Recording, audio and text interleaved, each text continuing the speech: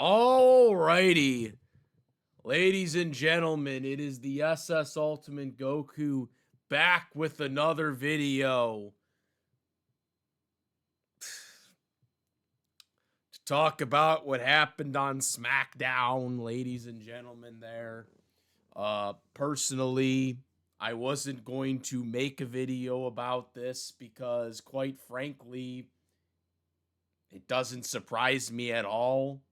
If you've been watching my videos on the rants I've done the last year, it doesn't surprise me. I don't know why it surprises the fans.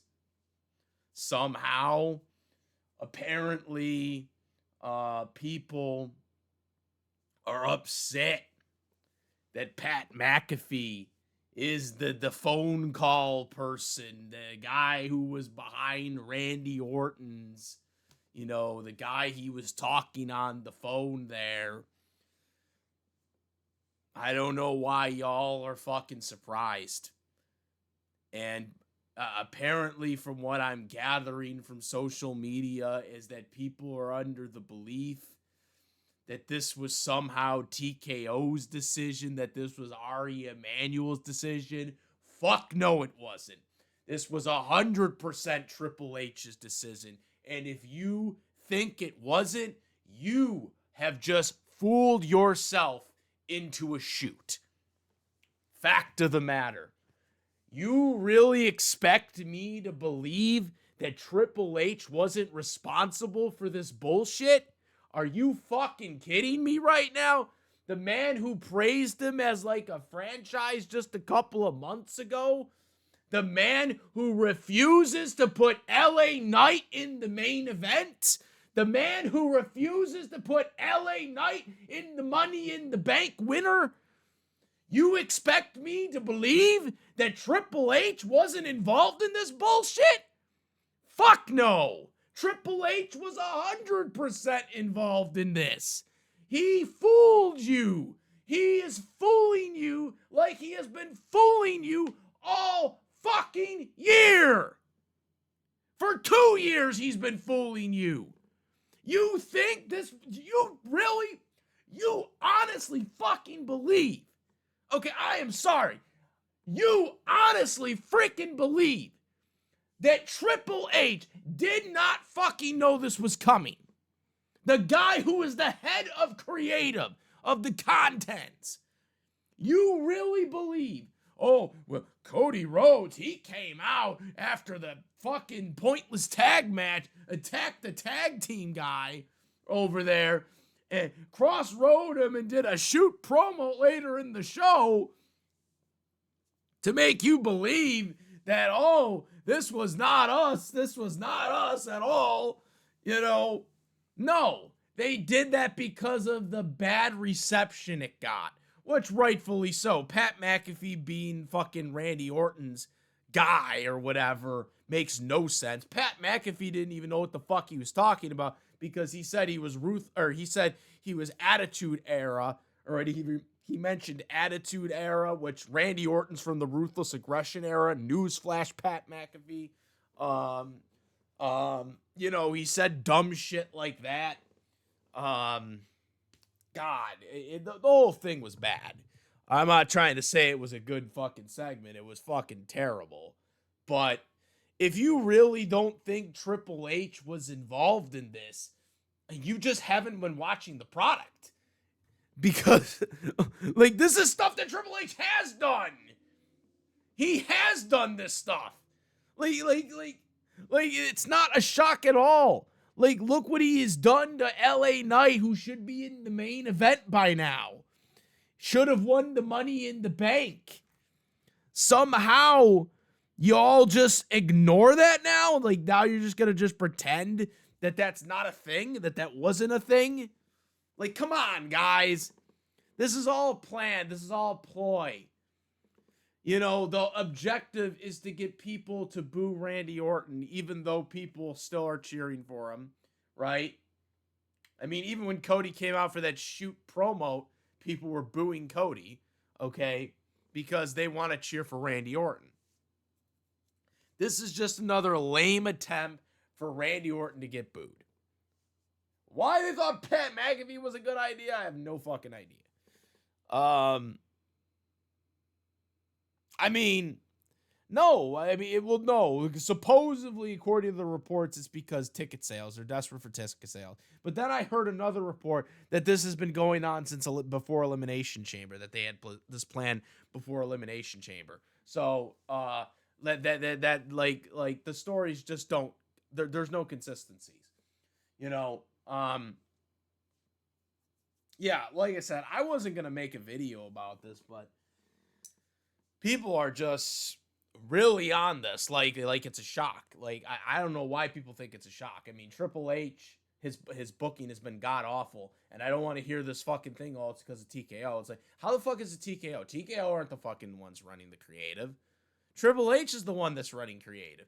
You know, we see the fucking stupid fucking reality show, right, that they fucking want to do that breaks kayfabe again. Okay, they want to do that Dobo show, right? We see Triple H front and center, right? You know, if you want to believe that like those fucking match proposals that they do on there are real, that's all Triple H, right? It's all fucking Triple H. He yelled at LA Knight after he didn't do a spot right, even though Seth didn't do the spot right either. Okay. Yelled at LA Knight that it was supposed to be his moment, even though he wasn't going to win. So how was it his moment anyways? Okay. Right? You know, I mean, this is ludicrous. Like, that's why I wasn't going to make a video, because it's pointless, and like, it didn't surprise me. I knew they were going to do something stupid. Like, you know, I knew, I had a feeling, and I didn't want to say it because, like, it's just so pointless making so many videos on this crap anymore, because it's like, you know, it's like trying to appease to a, you know, something that's just, they're just never going to listen. Okay. You know, and that's where I just get tired of making these videos now. You know, and again, you know, I make a video about something, you know, different, because, you know, this channel isn't a primary wrestling channel. It's, you know, multiple different things. I make a lot of anime content and football content, you know. So, but this was that everyone wanted to talk about. And I was like, but there's nothing really that important about it. Okay, it's not a surprise. You know, if you know what Triple H has been doing for the past 2 years, it's not a surprise to you. It shouldn't be. I don't know why it is. I don't fucking know why it is. I mean, like, you know, now Pat McAfee claimed in a later video that if Randy Orton doesn't win, that he's going to leave forever from WWE. But everybody wants Randy to win, so obviously they aren't going to boo Pat because they want Randy to win.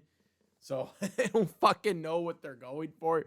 Apparently it's more of a desperation for ticket sales, but again, if this had been planned since Elimination Chamber, before Elimination Chamber, like some reports have suggested, then obviously that's not a desperational ploy if it's been in the works for that long. Again, it kind of just defeats the purpose of why Randy attacked Cody at the contract signing, because Cody said he wanted the best version of Orton, and that's why Orton beat the crap out of him, right? So it kind of defeats that purpose. Randy shouldn't even need Pat, because he fucking, you know, heel Randy doesn't need, you know, people to help him, right? 2009 Randy didn't, right? You know, he was a menace, right? So kind of fucking stupid. This whole storyline is stupid to begin with. I have really no interest in this storyline to begin with. I like the match idea, because obviously the match idea was the best one of the bunch that we could have gone with. But and I've been on record for it, but I'm not liking the build for this, because the build is just centered around Cody has to be the babyface somehow, and Randy Orton has to somehow be the heel, even though the fans will not accept that. And so I don't like that. I don't like it because of that. I don't like matches where they have dysfunction like that. I don't like feuds that have dysfunction like this. And we've experienced it for so fucking long. It's just become a custom to WWE now. But unfortunately, that's not what I want to see. I don't want to see, Roman Reigns being a fucking presented as a good guy when he's actually being presented when the fans see him as a bad guy, and that's what we're fucking getting basically. Because WWE just cannot embrace the fact that Randy Orton is the babyface in this equation, whether they like it or not.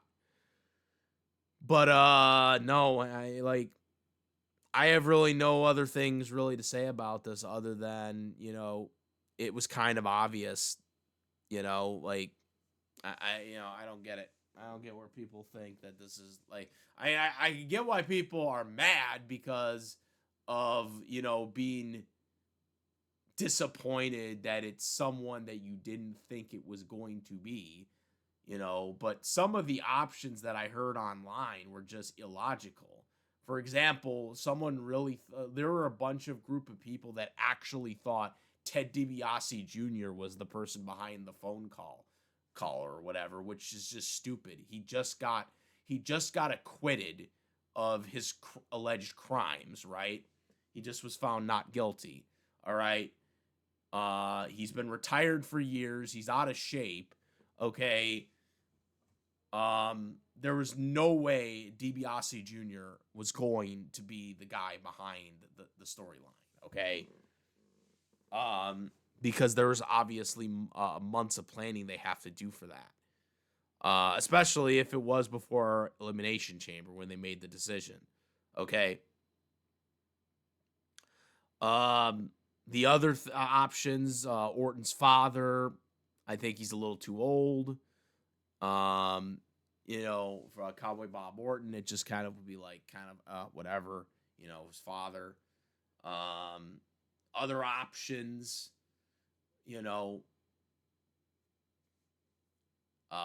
Shane, Vince, Vince maybe, since he's been gone for a while, but I just don't think they're really keen on bringing him back to television anytime soon. Only person really, The Rock. The Rock maybe, because The Rock at least there's some type of history with Cody. But I mean, it was unrealistic expectations because we knew The Rock wasn't going to be there. Okay? So, excuse me. So, the options that people really were hell-bent on were unrealistic. For the most part, unrealistic. Okay?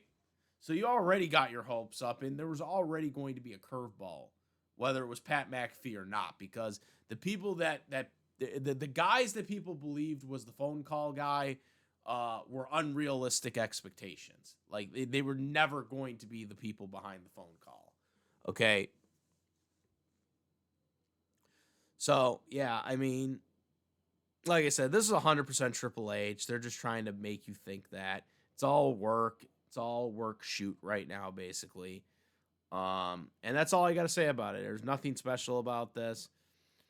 It's disappointing, but it doesn't surprise me with WWE's booking. Triple H doesn't know what he's doing right now. He's messing things up. He's been messing things up for 2 years. He got rid of probably one of his best writers in Road Dogg, who actually seemed to do things sort of correctly. Got rid of Road Dogg, who's actually trying his best to keep things consistent, right? I'm not saying Road Dogg is like one of the best writers out there, but, at least Road Dogg was trying his best, all right, with it. Some of these old like guard guys, like Michael Hayes, that are trying to keep the whole old thing going, which, that's not what Road Dogg was trying to do. Okay, Road Dogg was trying to push guys that are newer, guys and girls. He's trying to, Chelsea Green, for example, there, which Michael Hayes doesn't want to push her, right? You know, Road Dogg wanted to, so that's the problem here. Is you're getting rid of the good writers and the good people on creative who have potential to actually be better, but then they're restricted by the old guard, like freaking Michael Hayes and Bruce Pritchard. And Bruce Pritchard's always going to be there. Bruce Pritchard's a company guy. But, you got guys like Michael Hayes, just guys that are just out of touch. They have the old Vince McMahon, syndrome to them, because they used to be Vince McMahon's right-hand man people. So those are the guys that, the old guard is still there trying to hold the new guys down, like an LA Knight who deserves to be in the world title picture. But yeah, no, guys, this is all planned. This was all work through WWE. It had nothing to do with Ari Emmanuel or whatever. That's all I gotta say. Make sure to comment, rate if you like this video, my videos. Please subscribe, hit that notification bell for the latest contents. Thank you. That's about it. I am the Ultimate Goku. I'm out of it. Peace. Also, make sure, besides my YouTube channel, to follow me on the Twitch, the Instagram, I do the Discord link in the description where we discuss various topics, including this one here. Now I'm out. Peace.